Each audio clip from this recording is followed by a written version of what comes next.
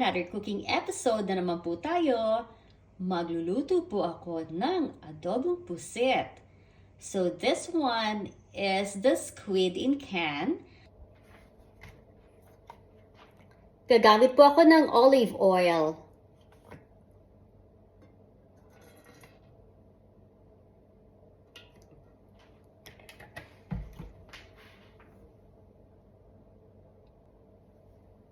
Garlic,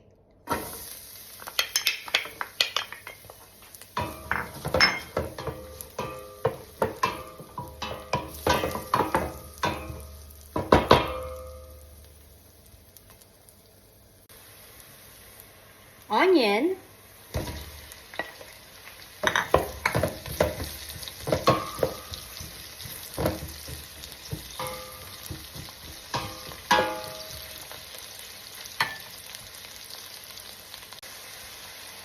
tomatoes,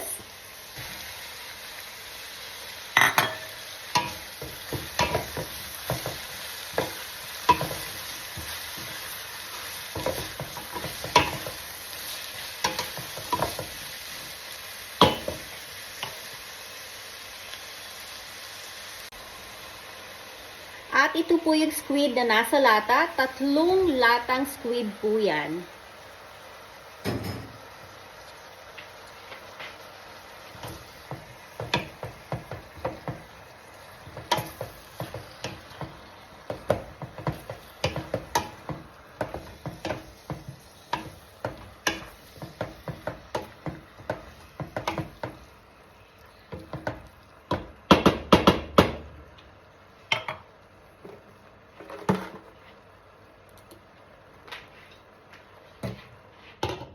I'm gonna cover it to simmer it for about 10 minutes.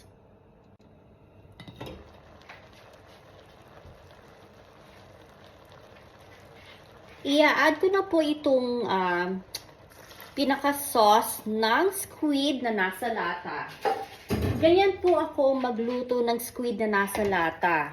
Hinihiwalay ko po muna yung kanyang pinaka-sauce or yung tinatawag natin na liquid na kasama ng squid sa lata. Pinaghihiwalay ko po yon sa squid. And then, after that po, so yun nga, I sauteed the squid with garlic, onion, and tomatoes. At this point, ay lalagyan ko na po siya ng white vinegar. Hindi po ako nagsusukat pagka ako po ay nagluluto. So, bali nagtatansya-tansya lang po ako. And of course, ang ating low sodium na soy sauce.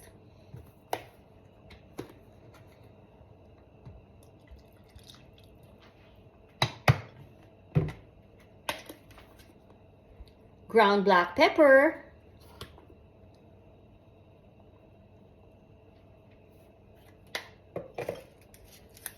Ilalagay ko na rin ang ating bay leaves. I will cover it for a few minutes.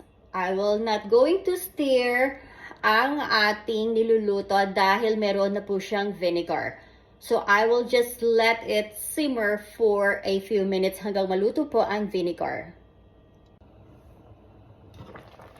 Okay, so kumukulo na po ang pusit. So, ang gagawin ko po ngayon, hahaluin ko po siya. And I will add ang sili po. This is siling labuyo and the other one is, I think it's called serrano chili. At ito na po ang adobong pusit.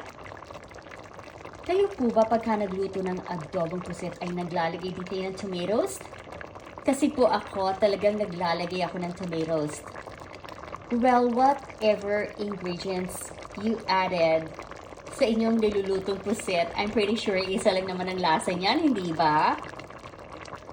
At naku, sigurado kung unlimited rice na naman ito. Dahil may pagka-spicy itong niluto ko. Okay, guys. Maraming salamat sa inyong panonood.